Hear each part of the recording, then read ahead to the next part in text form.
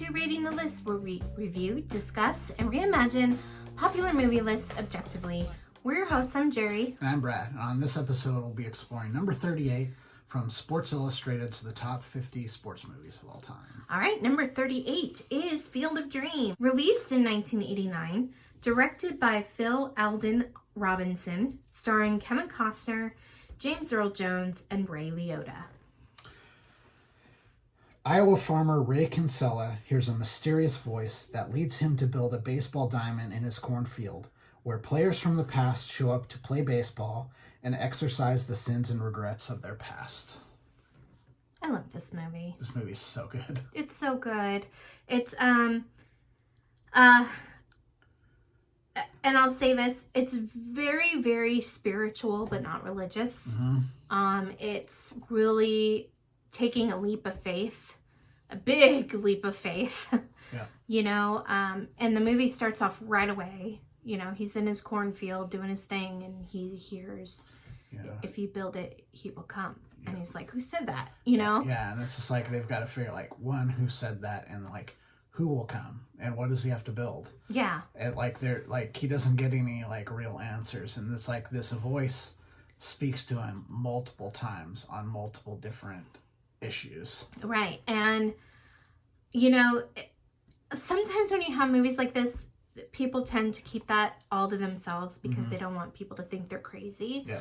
But in this movie, he tells his wife, like, right away, he's like, listen, this is what's going on with it.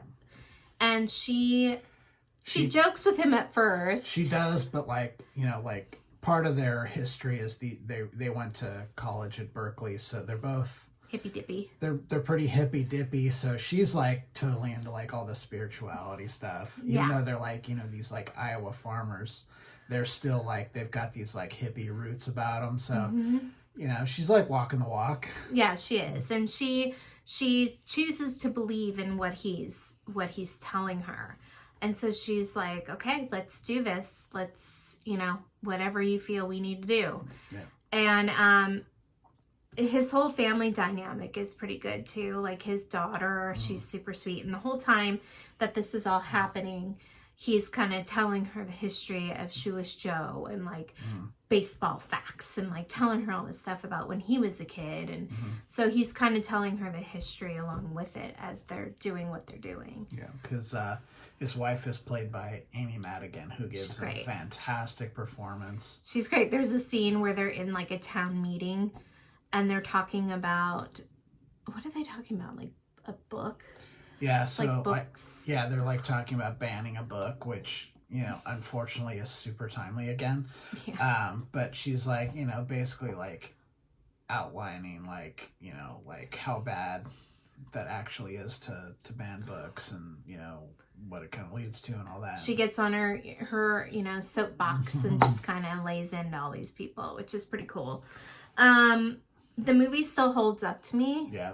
I watch this movie at least once a year. Yeah, it's great. This is like it's always like a baseball off-season kind of thing to watch. It's always like on MLB Network during this time of year between you know, the World Series and spring training. Yeah, so it's always on, like, rotation. This is one of those comfort food movies. You know, I have comfort food movies, like when I'm feeling shitty or I'm sick or whatever, I put on TV. I would say this is probably one of them. I would probably put this on when I'm not feeling great well. Performances in this movie. You've got you got James Earl Jones, who's just at the top of his game in this, and then you've got what's his name? Who's the old guy? God.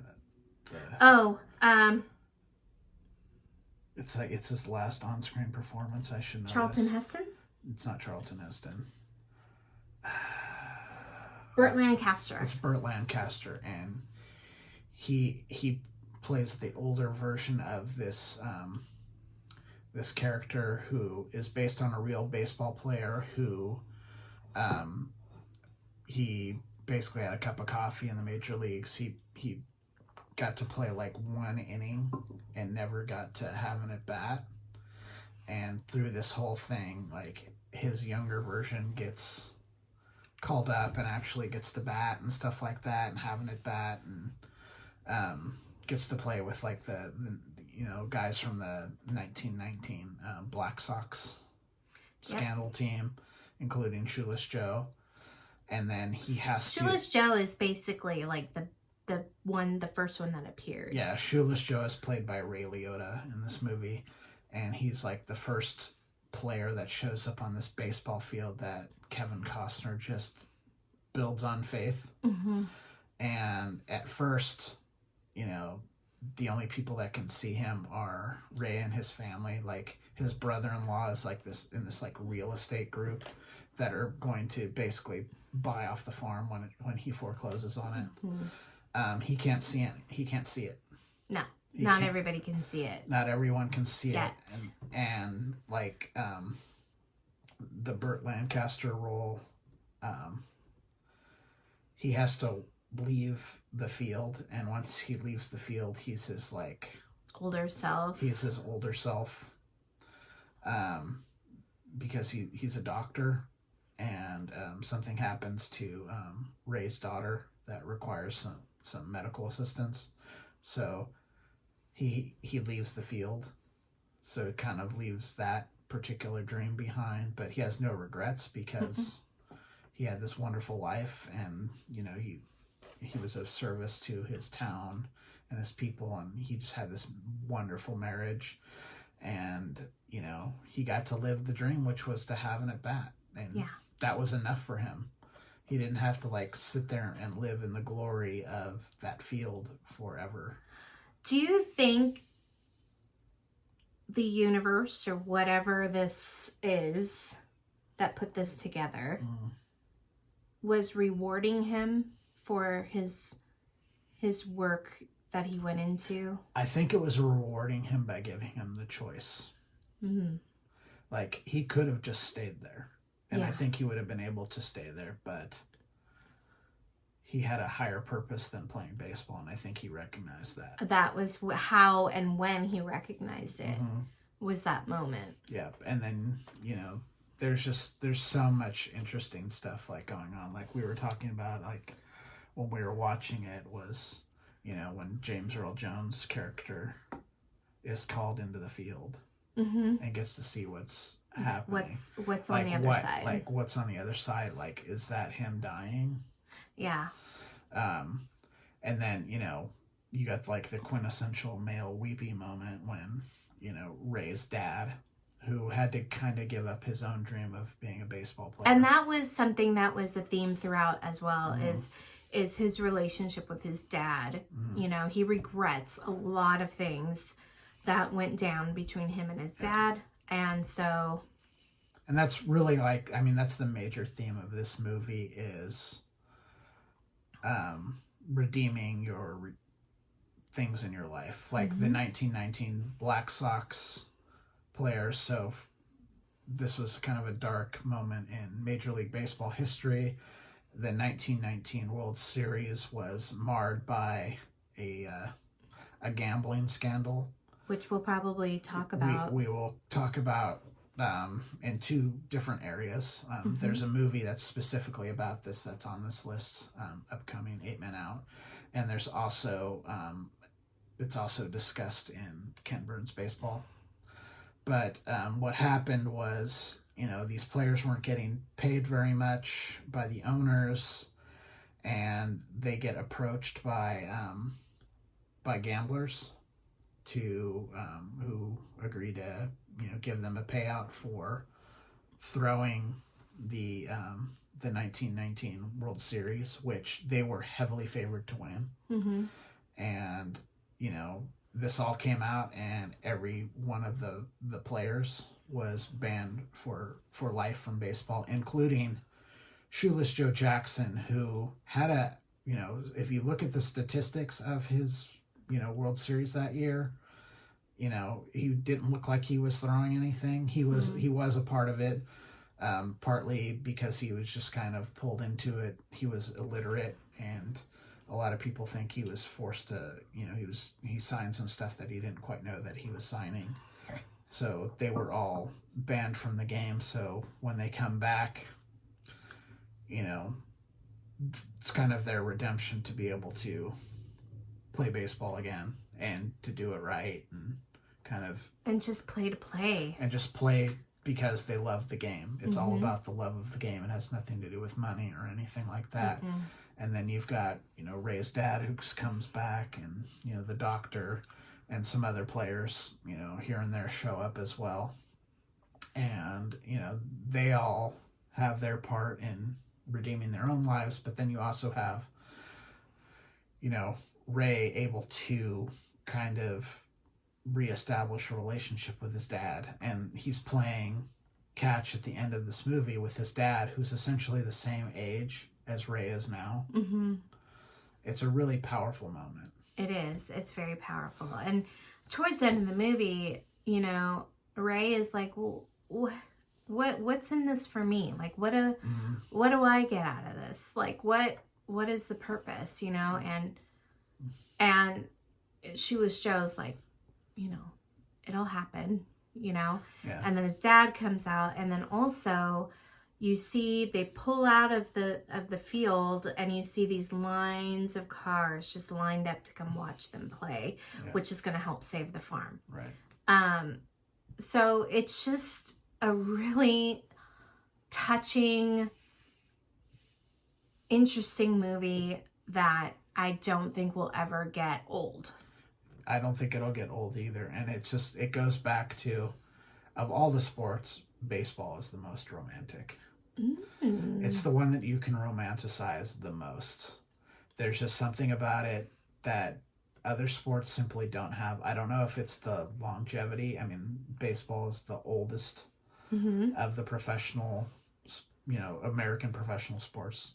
Soccer has been, and golf have been played way, way longer. But the four major team sports here in the United States, baseball has been around the longest. It has touched American history in a way the other ones have not, with things like Jackie Robinson being integrated into the major leagues, breaking that color barrier. That's a big moment in American history.